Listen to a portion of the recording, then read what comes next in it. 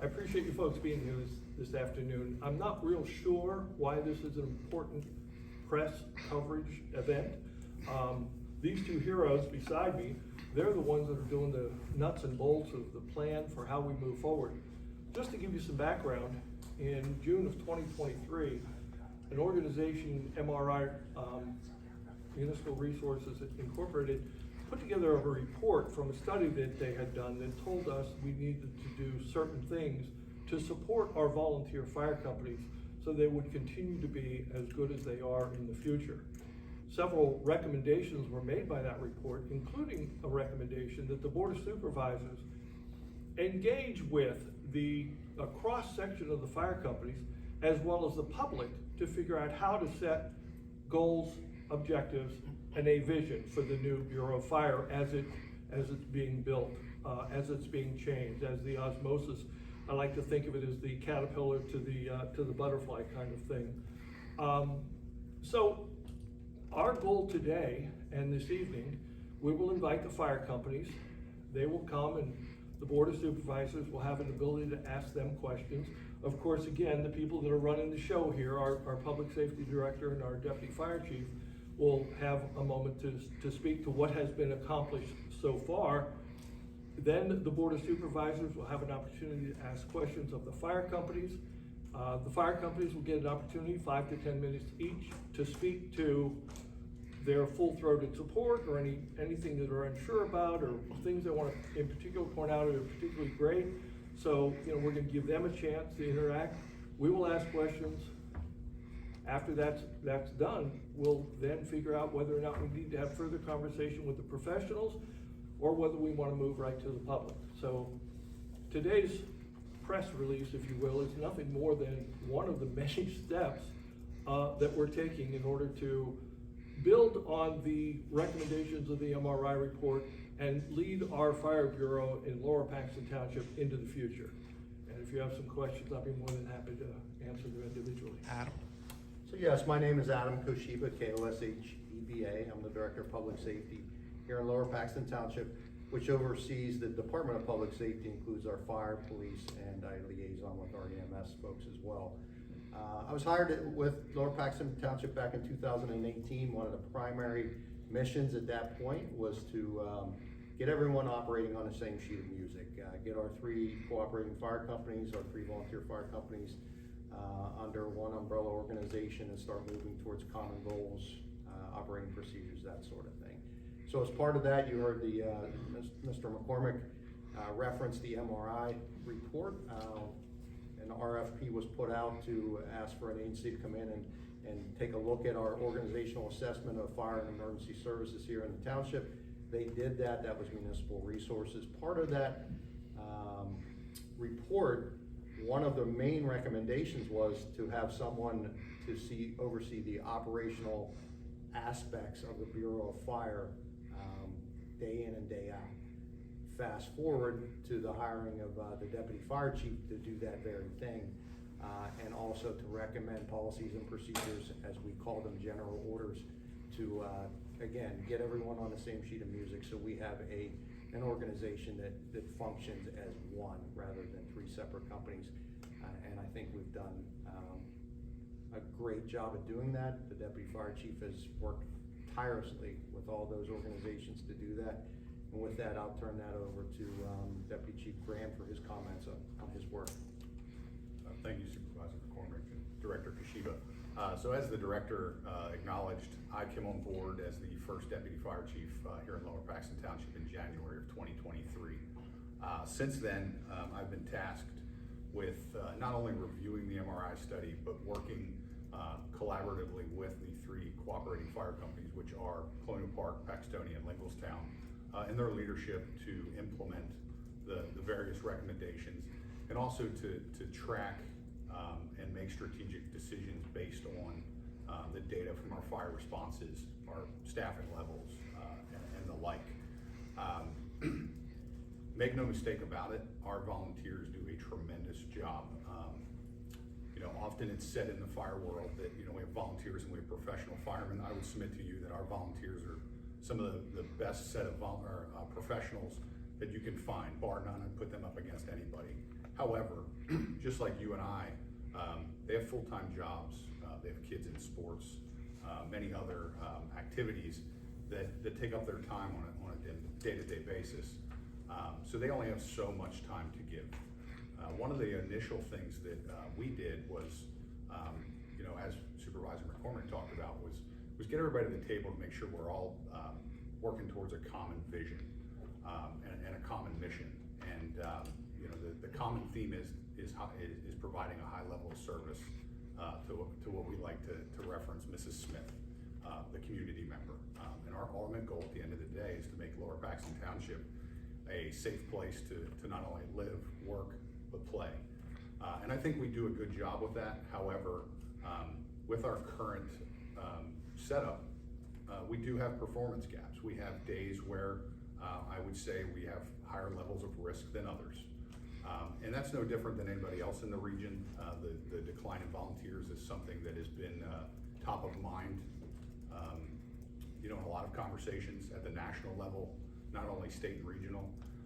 And I like to think that us here as Lower Paxton Township are the tip of the spear, and we're gonna set the trend as to, the best ways to tackle that. So one of the things that we did early on, starting in November of 2023, was implement a stipend staffing program where we actually compensate our volunteers for their time staffing in the fire stations.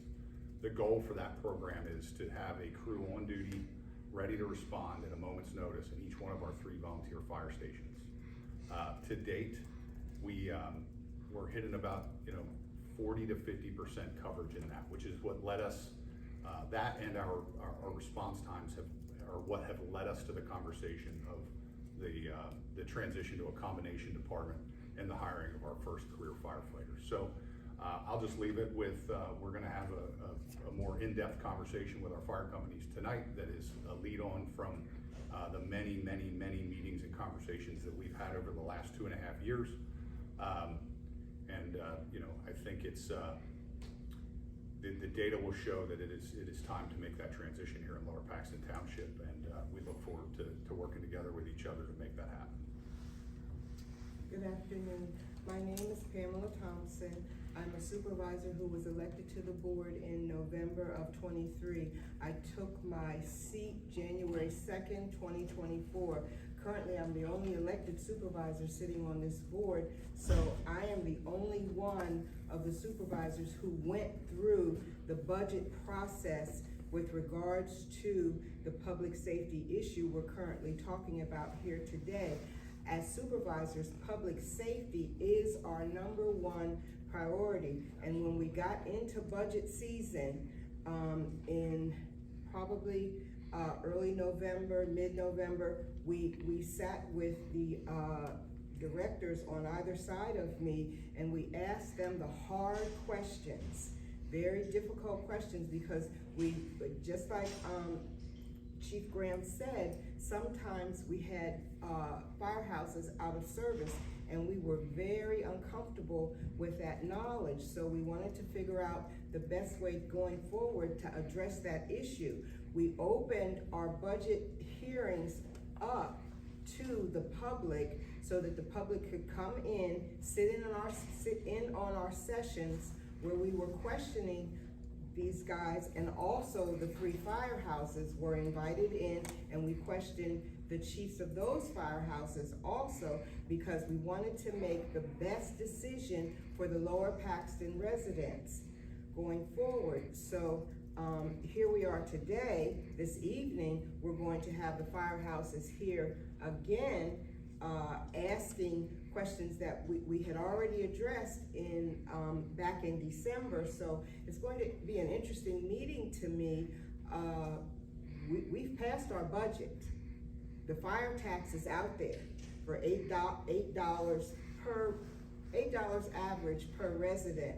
So I'm curious to see how we how we go forward with respect to the changes. We acknowledge that we need to hire professional firefighters. We are working on that process too. We also want to continue with the stipend program, but we'll see where we end up. We're at the beginning of this process, but Our paramount goal is to keep our residents safe. Does anyone have any questions? Question that, is that possible? Side interviews? Yeah, if you don't. Question.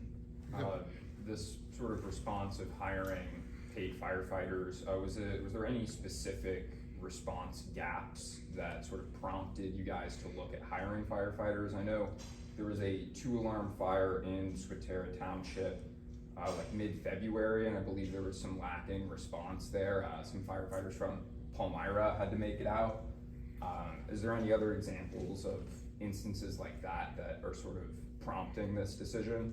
I'll pass that over to Chief Graham as he daily looks at those type of data Yeah, points. so there are many data points. One of the things that we did very early on when I got here was actually sat down, we have a side committee, a public safety committee that's made up of the leadership from the fire companies, the director, myself, emergency management, where all of the work that we do essentially passes through, gets discussed and voted on. And one of the things we did early on was develop performance benchmarks.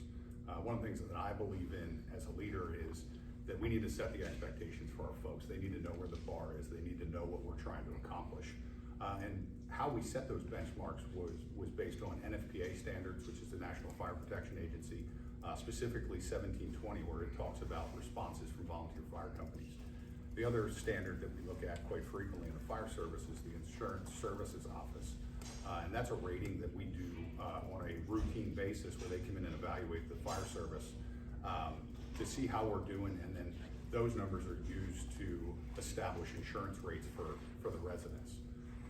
So with that, we've set some benchmarks that are fairly aggressive, but I can tell you that our guys have done a great job of stepping up to the plate and trying to meet those, and that's where we're seeing some of our gaps though. We have, our goal is when somebody calls 911 that we're putting a fire truck on the street within 1:30 from the time the bell goes off.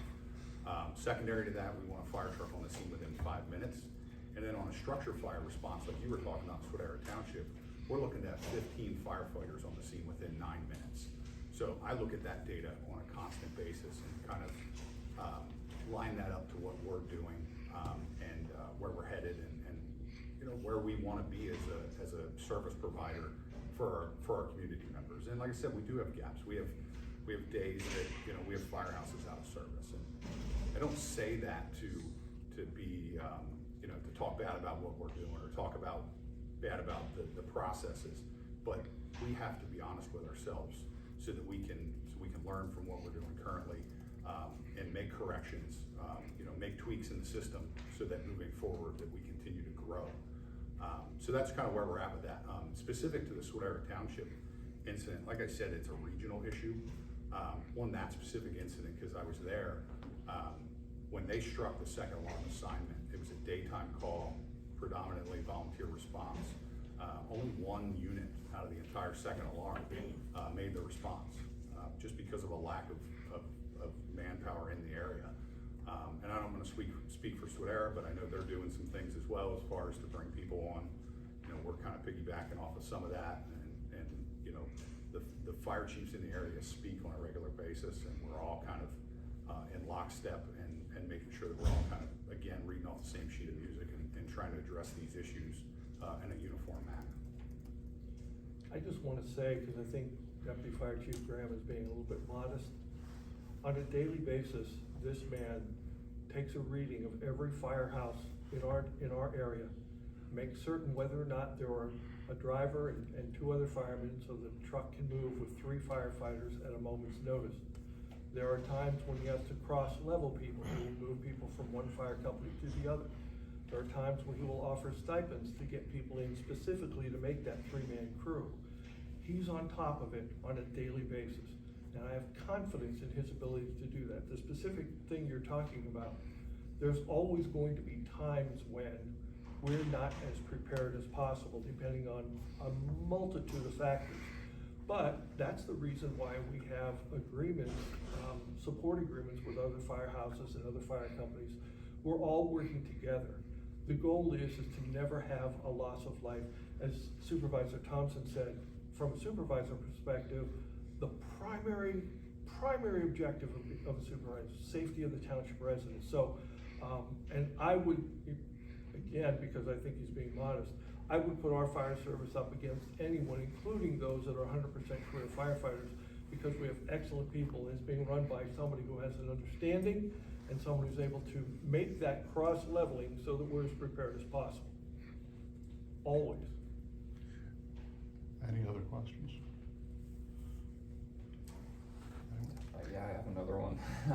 With the hiring these paid firefighters, I know you already mentioned that the fire tax is out there currently. Would that promote any sort of like a tax bump for residents of the township, bringing in paid firefighters?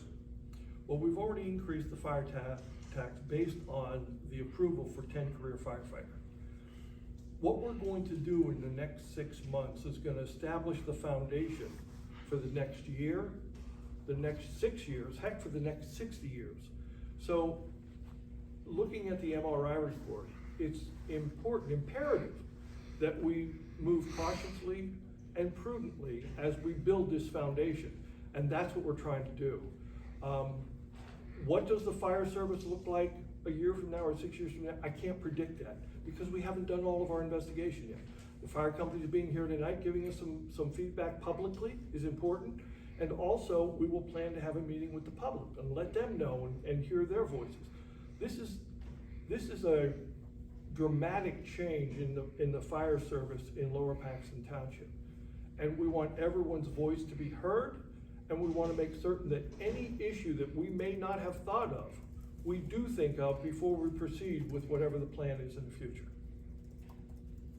Mr. Miller, do you have anything to add to help answer the reporter's question with regards to how it's going to impact the residents going forward?